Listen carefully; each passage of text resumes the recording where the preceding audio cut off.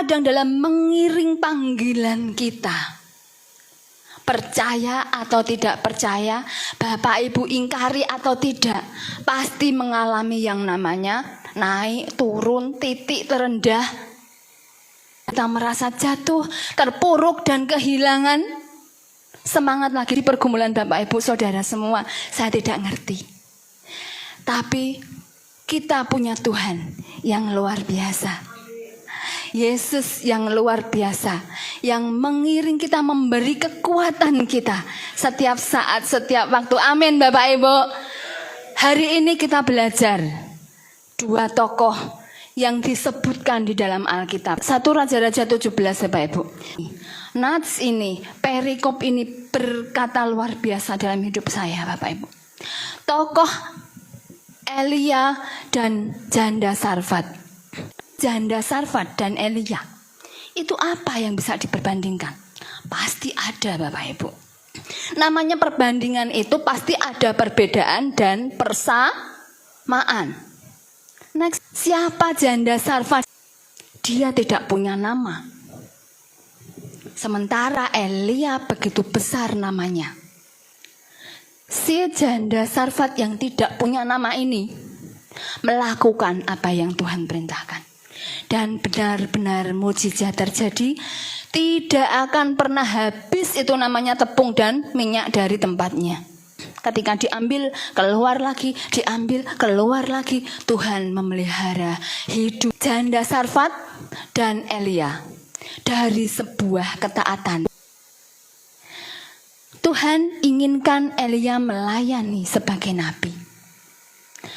Tuhan juga menginginkan janda Sarfat itu melayani nabinya. Melayani nabi, melayani sebagai nabi. Sama-sama melayani. Dan saya yakin dan percaya, Bapak Ibu Saudara yang di sini pun juga memiliki panggilan dalam hidup Bapak Ibu. Saya tidak tahu panggilan Bapak Ibu apa. Entah Bapak Ibu dipanggil untuk melayani, dipanggil untuk bersaksi, dipanggil untuk berkhotbah, dipanggil untuk menjadi pendoa, penyembuh dan sebagainya. Kalau Bapak Ibu mau, percaya, Tuhan mampukan. Amin. Kemudian dilihat dari situasinya Bapak Ibu. Situasi apa yang dialami si Elia dan janda Sarfat sebelum ia menerima panggilan dan sesudah menerima panggilan? Sama, diuji. Sama-sama tidak punya makanan, sehingga ia harus mengandalkan diri sama Tuhan. Mungkin juga sama dengan kondisi kita yang saat ini. Mungkin gak tahu ke depannya besok itu makan apa. Kita bergantung sama Tuhan, mengandalkan tepung dan minyak yang selalu baru setiap hari. Kalau tidak ada tangan Tuhan yang luar biasa dalam hidup janda Sarfat dan Elia dan juga Bapak Ibu dan Ibu. Persamaan antara Elia dan Sarfat yang selanjutnya, yaitu katakan sama-sama krisis. Krisis yang dialami Elia ketika didengarnya oleh Isabel bahwa nabi-nabi Baal juga dihabisi, maka Isabel ini berkata, Elia akan sama dengan salah satu nabi itu. Dan itu membuat dia gentar Bapak Ibu. Dia bahkan lari ke gunung.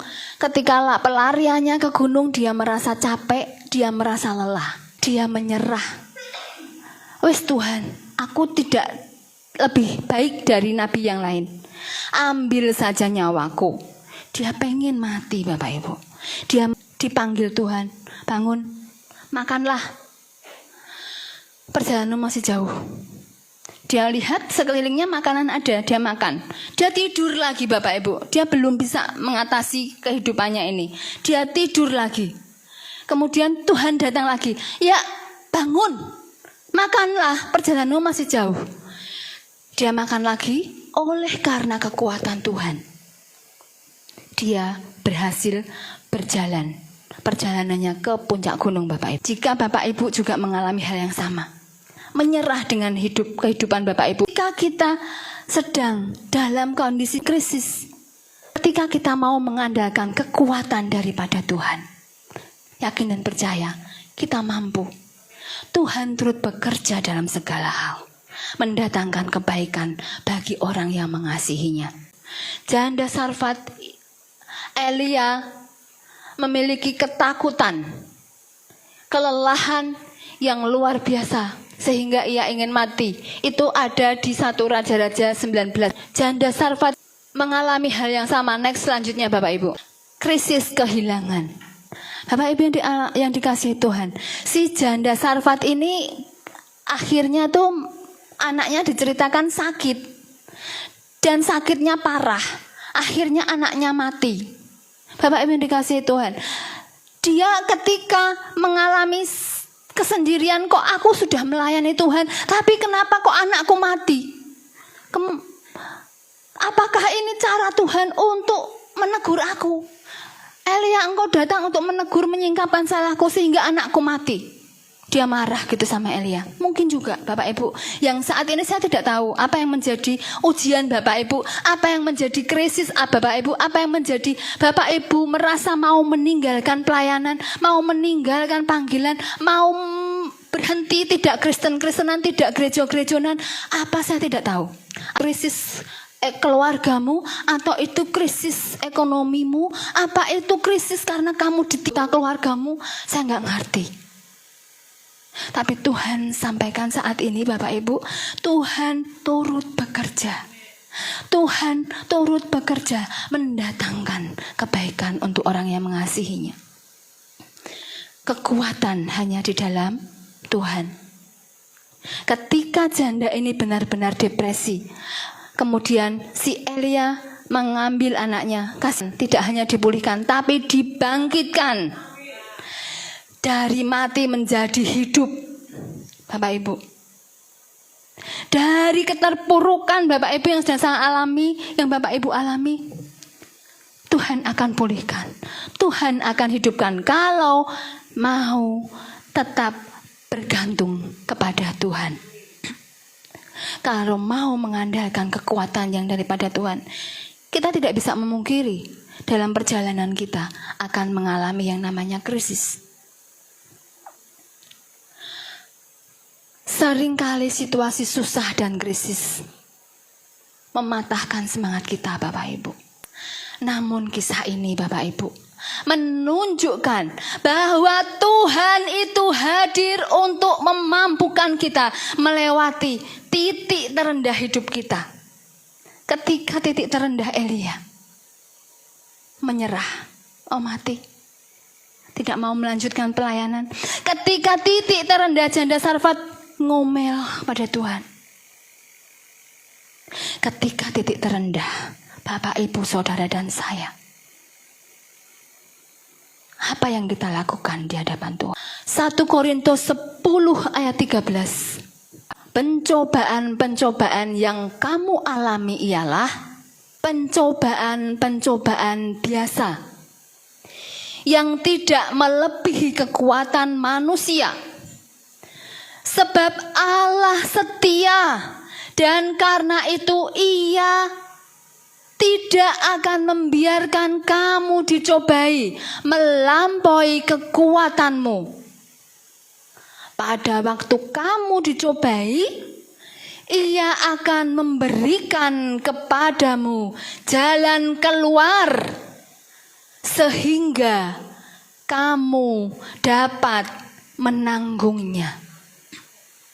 Bapak Ibu, pencobaan yang kita alami, pencobaan yang dialami Elia, pencobaan yang dialami janda Sarfat tidak melebihi kekuatan manusia.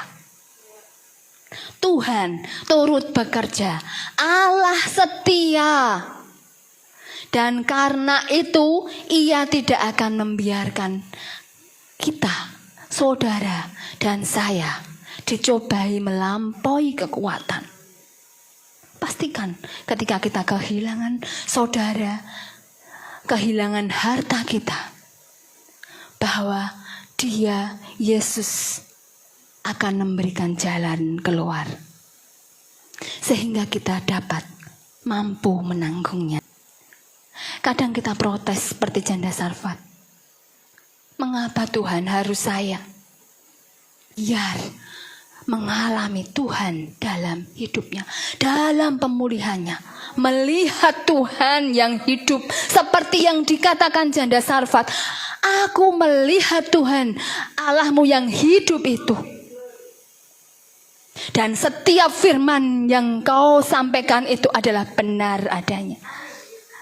Saat saudara dan saya dipulihkan, nama Tuhan dimuliakan, Bapak Ibu. Saat kita dipulihkan, Tuhan yang disanjung. Layanan datang justru saat kita merasa paling tidak mampu.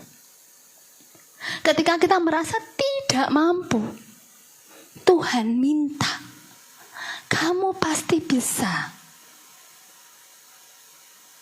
Ketika kita tidak mampu, disitulah imanmu diuji. Seberapa kamu itu bisa gandul Gusti. Sekalipun kita tidak berpegang erat dengan Tuhan, tangan Tuhan megang erat hidup kita. Kadang kita lemah, kita lepas. Tangan Tuhan jawil kita. Makan, makanan sudah tersedia. Minum, bangun, pergi. Tinggal kita mau atau tidak mau. Kalau mau, pasti mampu.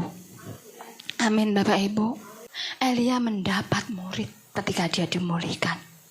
Rabi Elisa menjadi penerusmu. Dia mendapatkan murid yang disiapkan dari Tuhan. Elia mendapatkan penerus yang luar biasa. Urapi Tuhan lipat kali ganda melebihi Elia, Bapak Ibu. Amin. Buah Elia luar biasa. Bahkan ketika ia ingin mati, Tuhan tidak izinkan ia mati. Bahkan dia diangkat dengan kereta berapi. Ketika janda Sarfat benar-benar dipulihkan, Tuhan membuat dia bersaksi, benar-benar Tuhanmu yang hidup, benar-benar firmanmu itu adanya, benar seluruhnya, benar adanya Bapak. Allah turut bekerja, mendatangkan kebaikan bagi kita, orang-orang yang mengasihinya, yang mau seturut dengan rencana dan panggilannya. Percayalah bahwa Tuhan tidak mendahulukan kemampuanmu, melainkan Tuhan menanyakan, mau atau tidak mau.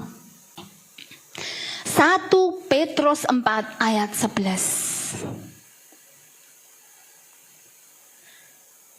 Jika ada orang yang melayani, baiklah ia melakukannya dengan kekuatan yang dianugerahkan Allah, supaya Allah dimuliakan. Supaya Allah dimuliakan Bapak Ibu dalam segala sesuatu. Karena siapa? Karena Yesus Kristus. Sebab Yesus Kristus itu ialah yang mempunyai kemuliaan, yang mempunyai kuasa sampai selama-lamanya. Amin. Amin Bapak Ibu.